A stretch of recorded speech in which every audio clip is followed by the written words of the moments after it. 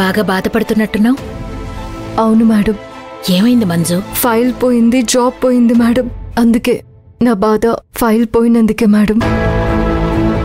బాధపడితే ఏం ప్రయోజనం మంజు? అది పోయింది అంటే తప్పు నీదే కదా. కనీసం ఎవరు తీశారు అనేది కూడా తెలియకుండా పోగొట్టుకోవడం నిజంగా బాధపడాల్సిన విషయమే. కనిపెడతాను మేడం, ఖచ్చితంగా కనుక్కుంటాను.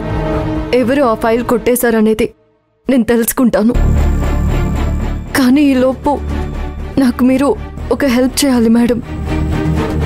ఎలాంటి హెల్ప్ మంజు? ఇంట్లో మణమ్మ గారి టార్చర్ ఎక్కువైపోయింది మేడం. జాబ్ ఉన్నప్పుడు ఆ ఇంట్లో నీ పరిస్థితి ఒక తీరుగా ఉండేది.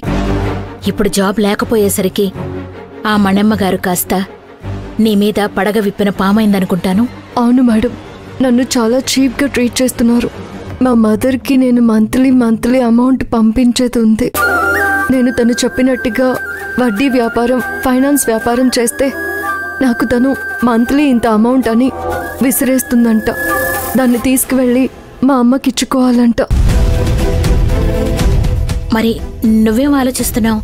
నాకు ఆవిడ చెప్పినట్టుగా చెయ్యాలని లేదు మేడం. అలా చేసే బదులు నేనెక్కడైనా ఏ చిన్న జాబ్ చేసినా సాటిస్ఫాక్షన్ ఉంటుంది.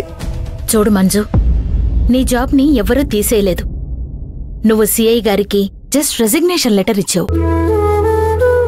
నువ్వు రెసిగ్నేషన్ లెటర్ ఇచ్చినంత మాత్రాన నిన్ను జాబ్ నుండి తీసేసే రైట్ ఒక సిఐకి ఉండదు. అతను ఆ లెటర్ మీద ఎండోమెంట్ కూడా చేయలేదు. అతను ఆ లెటర్ని తన పై అధికారులకి పంపించాల్సుంటుంది.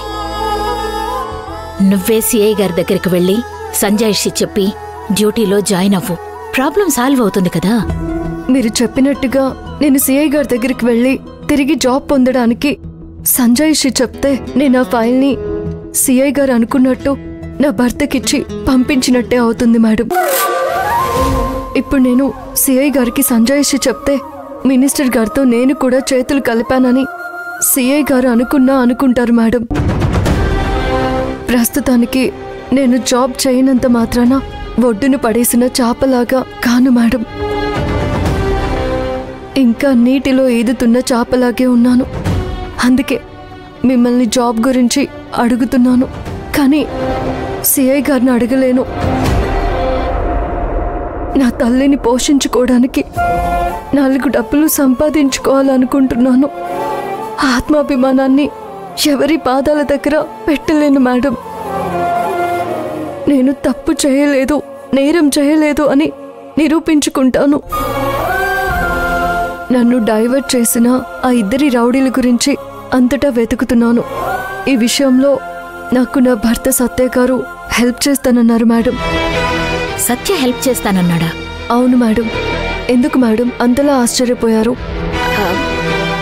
ఏం లేదు, నీకు తెలియకుండా నీ ఫైల్ కొట్టేసింది నీ భర్త సత్య అనే నిజం తెలియక నువ్వు అతన్ని పిచ్చిగా నమ్ముతున్నావు. సత్యనే నీ ఫైల్ తీసుకెళ్లాడు అనే సత్యం నీకు తెలియకుండా ఉంటే బావుండు. ఏంటి మేడం ఆలోచిస్తున్నారు? మాటలు కూడా మాట్లాడలేని మంజు ఇంత కాన్ఫిడెంట్గా, క్లారిటీగా ఎలా ఉన్నాను అనేదే కదా మీ డౌట్. నేను ఆ ఫైల్ తీసుకుని వెళ్తున్న దారిలో 2 రౌడీలు కొట్టుకుంటున్నట్టుగా నటించారు మేడం. అది నటన అని అప్పుడు తెలుసుకోలేకపోయాను. అందుకే ఇప్పుడు నా స్టైల్లో నేను ఇన్వెస్టిగేషన్ స్టార్ట్ చేయబోతున్నాను. ఇన్వెస్టిగేషన్ చేస్తే సత్య విషయం బయటపడిపోతుంది. అప్పుడు కలవాల్సిన 2 విడిపోతారు. మంజు, నువ్వు ఎంక్వైరీ ఆపు. ఎంక్వైరీ ఆపాలా? దేనికి ఆపాలి మేడం? అంటే లేనిపోని రిస్క్ అవుతుంది. అసలే నువ్వు డిపార్ట్మెంట్లో కూడా లేవు. ఎటు వెళ్లాలన్నా ఒంటరిగానే వెళ్ళాలి. వెళ్తాను మేడం.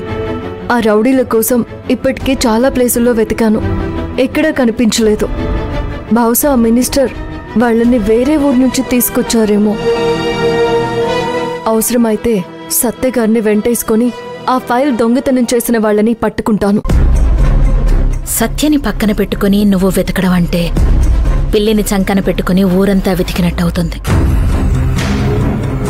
సరే మేడం, నేను వెళ్తాను. ఓకే మంజు.